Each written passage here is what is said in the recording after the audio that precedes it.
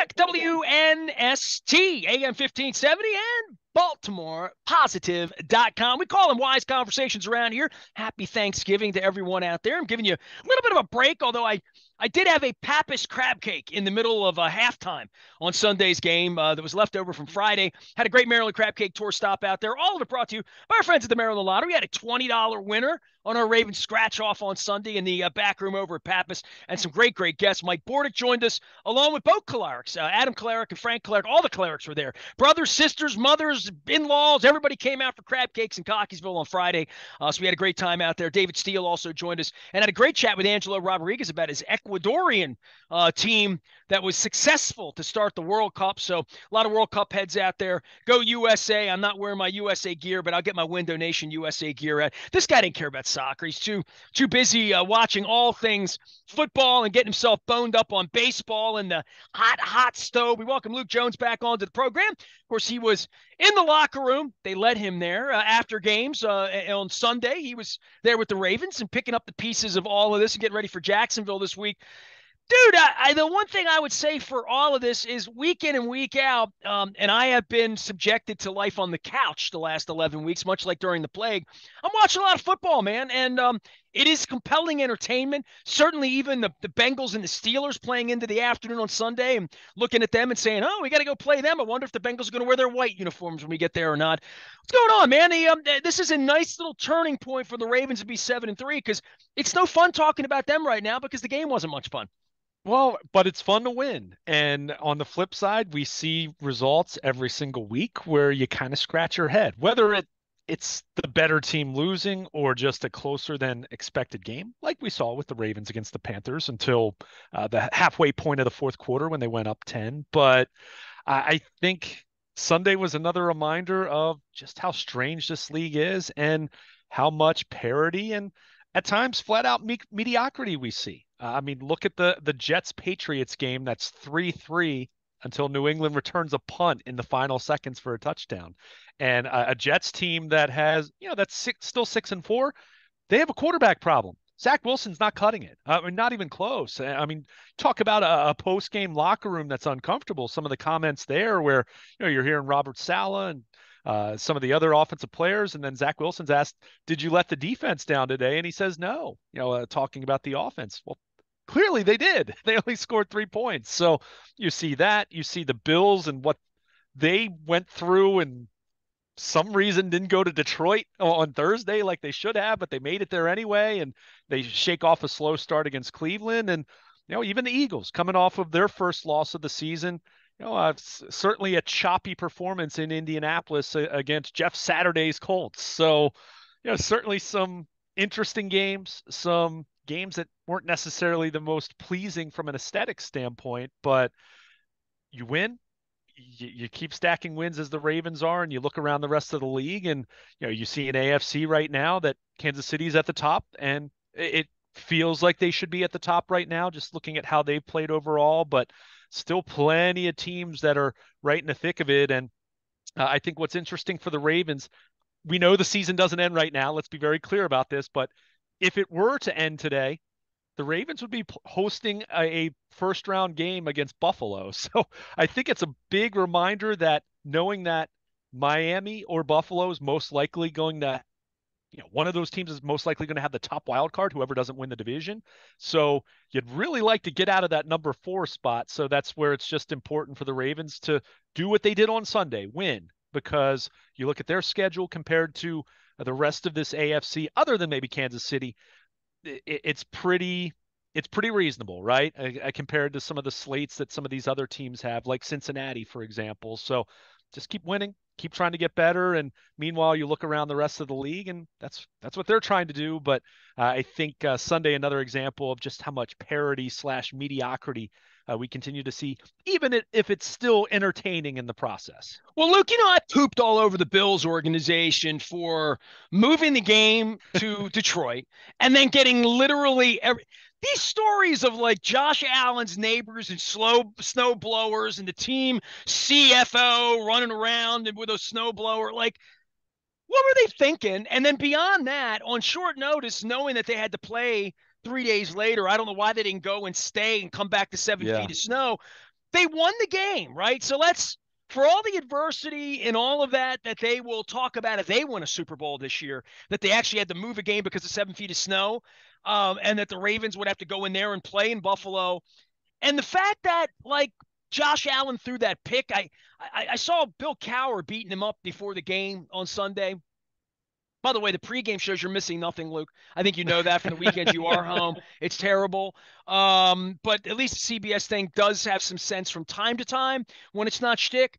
But the tie would have been important to them in regard to keeping home field advantage, making that happen. They sort of peed things away for a couple of weeks, and now they've come back and, bit the bullet again, right? They're back on this after losing for a couple of weeks. They play again on short notice. I still think the Bills are the most talented team out of all of these teams. I think the Chiefs have the best quarterback for sure, and I think the Dolphins have the best offensive sort of explosion. But as much as we talked about Lamar and bad weather and Lamar going and playing in Miami would feel to me better than Lamar playing in Baltimore in week one, quite frankly, the playoffs.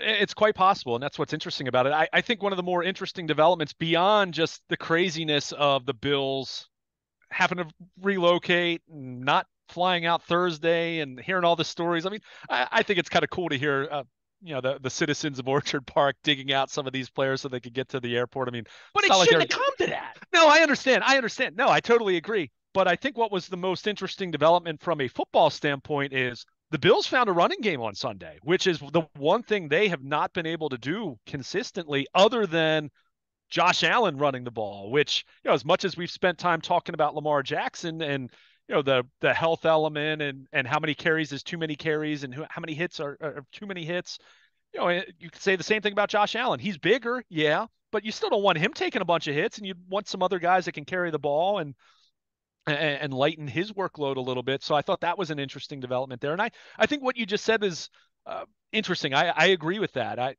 Patrick Mahomes is the best quarterback. I think for as much as, Josh Allen's been in that conversation. I mean, certainly Lamar 3 years ago, unanimous MVP and deservedly so. Tua right now, you have to give him credit, but he's done it for half a season. It's been fabulous, but it's been half a season.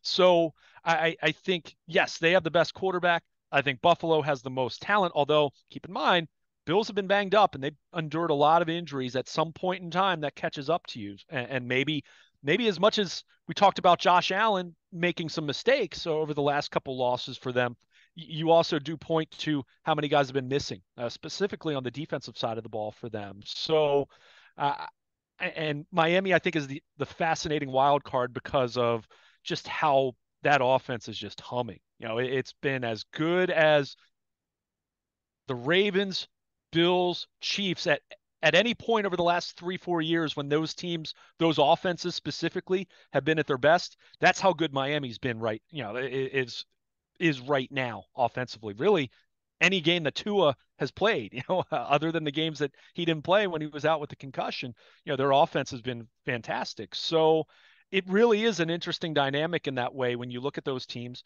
And at this point, even though Buffalo's defense overall body of work has still been good, I do think you look at the Ravens defensively, where that's the really interesting wild card to ponder as we get later into the season, and assuming the Ravens continue to trend upward defensively the way they have the last 2 or 3 games. So it is interesting in that way. And what you mentioned, I mean, ultimately it comes down to matchups in the playoffs, and part of that does include where you're playing. Is it chilly, windy, cold, snowy Buffalo? Same thing for Kansas City, Baltimore to a lesser degree, or do you play a game in Miami if the Dolphins win that division? And what does the weather mean for anyone in that instance? So it is fascinating in that way, but I think we've got a really interesting race ahead here where I think Kansas City, you look at their schedule, it's probably not quite as favorable as the Ravens schedule, but it's close, I would say, when you look at it, especially considering they took care of the Chargers on the road on Sunday night, which was a heck of an entertaining football game. But they're the favorite right now to be the number 1 seed, but certainly the Bills, the Dolphins, the Ravens are all still very much in that conversation. So that's where these games continue to be so important, and that's where you look at the Ravens right now, and we can talk about the eyeball test or style points, which certainly there weren't many for the Ravens on Sunday, but you play 3-7 football teams over the next 4 weeks. That's where you look at this race and you feel good about the Ravens based on their schedule alone, let alone talking about what they did defensively. So it's going to be a fun rest of the way for the AFC in terms of sorting out what these top 5 seeds look like. And I should at least mention Tennessee. I don't think the Titans are as nearly as talented as the teams I just mentioned, but They can run you over if they on a given day. On a given well, day. there's that, and you just have to give Mike Vrabel credit. I mean, this guy can coach. At some point in time, we have to keep saying, okay, well, yeah, it's Ryan Tannehill, and how long are you going to run Derrick Henry into the ground? And their defense is good, but they lose players, and go down the list of reasons why they can't sustain it, and lo and behold, they're right there and they're leading their division. And I get it. The AFC South isn't, certainly isn't a division of heavyweights in the way you talk about the AFC East right now, but they find a way to get it done. So these top 5 teams, and I don't want to disrespect the Bengals guys. They can compete with some of the teams I just mentioned, but I think schedule wise and record wise, it's going to be really tough for them to crack that top 5. I mean, I just don't think they're going to be able to overtake the Ravens at the end of the day, barring major injuries, anything like that. So, but I think it's going to be really interesting to see when we're talking about this the second week of January, just what those top 5 seeds, top 6 seeds are looking like in the AFC. Don't really think much of the Jets or the Patriots or teams that are kind of in that next tier, but I think there's a lot of intrigue as far as how this is going to play out over the next 7 or 8 weeks. He is Luke Jones. He is Baltimore Luke and Luke WNST.net. You can also find him through the holidays out on the social media as long as Uncle Elon allows the tweets to continue. I'm working on Mastodon on our account, though, Luke. We'll get us out into social media someplace else. But what happened to the Vikings and where are the Eagles in all this, right? Like we talk about the AFC teams and all these teams at the top. I mean, the Cowboys just went and beat the snot out of Minnesota up in Minnesota, and I don't think they're a very good football team. Boy, the NFC feels like, an 8-point underdog in February in Glendale right now. Yeah, I mean, I think I think some people are a little too hasty to pile on the criticism for the Eagles. I mean, they lost one game. Now, let's be clear about that. And some of their metrics stack up much more favorably than the Vikings. I want to say this, first of all, and it's not that I in any way anticipated the Cowboys beating them by in the way that they did. I mean, that was just an absolute beatdown. Ravens fans are probably wondering, why isn't anyone talking about the Ravens defense holding Carolina to 3 points? It's because the Cowboys defense held the Vikings to 3 on the road, mind you. But I thought it was laughable to see the Vikings listed as number 1 on anyone's power rankings last week. I mean, do we watch the games or are we just going by win-loss record? I mean, if we just want to do win-loss record, then power rankings are a meaningless exercise. It just go by standings then, and then we don't have to do it. So that point aside, as far as my belief that the Vikings weren't nearly as good as 8-1 would indicate, it's still 8-1, and you still want to give them their props to a degree. But I mean, that Dallas defense, you have to give them credit. I mean, Micah Parsons is we're seeing it's looking like this guy's going to be a perennial defensive player of the year candidate. That's how talented he is. But the rest of that defense playing really well. And, you kind of see when they get a better version of Dak Prescott and they're able to run the football and, they still have, not the collection of weapons they had a couple years ago, but still have some weapons. That's a Dallas team that can still be really good. So, I'm not burying the Vikings entirely. I just thought the idea that anyone who's actually watched the games would put them ahead of Kansas City, even Buffalo, quite frankly, put them ahead of Philadelphia. That made me laugh because I just, I didn't think there was any way. So they came back to earth. Doesn't mean that they're done, but I think the Vikings are a good team. Do I think they're a great team? No, but they found ways to win. You give them credit for that. But to go back to your point about the NFC, I still like Philadelphia the best, but certainly, the Eagles, they had that was a grind, to put it mildly, for them. They were fortunate to come out of that one, with the way that they were playing earlier in that football game against Indianapolis. But, certainly some teams are trying to exploit them, with the run, and they have made a couple of moves, Linval Joseph and Ndamukong Suh, to try to shore up their run defense. But I still think they're the best team in the NFC, but you do look at that NFC right now. Philadelphia, Dallas, Minnesota still, begrudgingly. I mean, they're He's still eight afraid of and the two, 49ers. but Nobody's afraid of, these teams are you a know, pedestrian at best, really. I I don't mean, know. the Packers are a mess. I mean, all those teams are a mess. I'll stop you at the 49ers. I actually think of that tier, their defense is playing at a high level. And with Christian McCaffrey and that collection of weapons, certainly there's the questions about Garoppolo. I get that. But they do have Debo Samuel still. They still have George Kittle. They have Christian McCaffrey. Of that next tier, they're the team that, to me, looks the most dangerous. But I'm with you. I mean, look at the Giants. They've been such a good story, but what the hell was that on Sunday for the G-man? I mean, that was not impressive. So, you look at but your general point that you made about the NFC compared to the AFC, yeah. I mean, I think top to bottom, the AFC, not top to bottom because there are some bad teams. I mean, Houston's terrible, and Denver and the Raiders. I mean, you look at those teams. I mean, they're not good football teams. But say the top half of the AFC compared to the top half of the NFC, yeah, there's much more talent, much more, a greater collection of dangerous teams that you could at least envision making a Super Bowl run. Whereas in the NFC right now, Philadelphia, Minnesota, I guess, Dallas. Somebody's going to I the mean, the Super Bowl from Cowboys. that group. This group we're discussing. One Yeah. of these teams is going to Well, emerge. and that's why I just said, I mean, I still think San Francisco is a team that could emerge there, but we've seen that and we've seen their shortcomings there. I mean, there's a reason why they wanted to replace Jimmy Garoppolo. So, are they going to go back to that? Well, I mean, they have no choice right now. Trey Lance is gone for the year. So, it will be fascinating to see how it plays out, but, lots of, interesting football to go.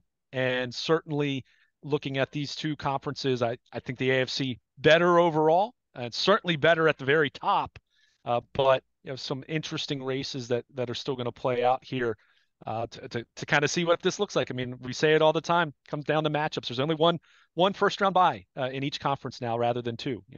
With that change a couple years ago. So beyond that, it really does become a case of if you're the Ravens, if you're not going to get the number one seed, you don't want to be playing Buffalo or Miami in the first round or whoever, you don't want to be playing one of those elites in the first round. You want to try to delay that. You'd much rather be playing New England, let's say. Well, don't say in that Tennessee first because we round. said that a couple years ago. Be careful what you wish for. And that's They wish for Jacksonville this week. They better beat them.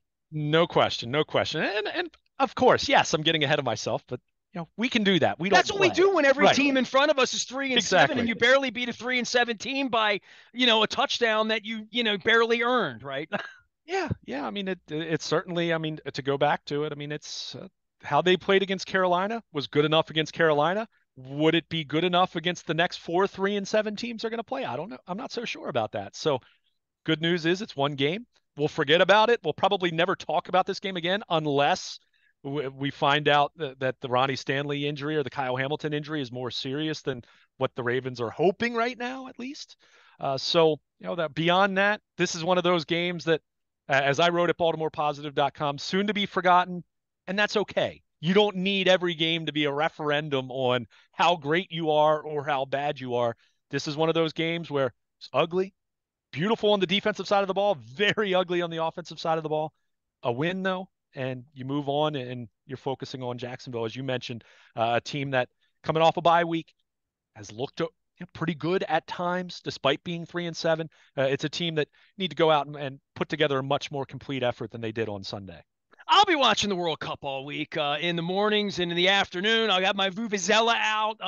I'll be having all that going on. The Maryland Crab Cake Tour is taking a little respite this week. It is Thanksgiving. Happy Thanksgiving, everybody out there. I'm wearing my Goodwill swag. We're going to be serving a lot of folks on Wednesday morning down at the Baltimore Convention Center. If anybody wants to volunteer, throw me a note, Ness at BaltimorePositive.com. Be glad to have you out. Say hello, roll our sleeves up for a good cause. In the meantime, we'll get the Crab Cake Tour going next week. It's all brought to you by the Maryland Lottery. We'll have some Ravens scratch-offs. We had a $20 winner at Pappas the other day when we sat down with Mike Bordick and Adam Kalarick and his dad Frank to talk about League of Dreams, as well as David Steele talking about his book on race and culture. You can find all of that out at BaltimorePositive.com as we get ready for a great holiday around here and some Thanksgiving football. 3 games on Thursday. Getting ready for Jacksonville on Sunday, 74 degrees and sunny, which will play nice into the kicking game and hopefully the throw it around game of Lamar Jackson this week. I am Nestor. We are WNST, Towson, Baltimore, at AM 1570. We never stop talking Baltimore positive.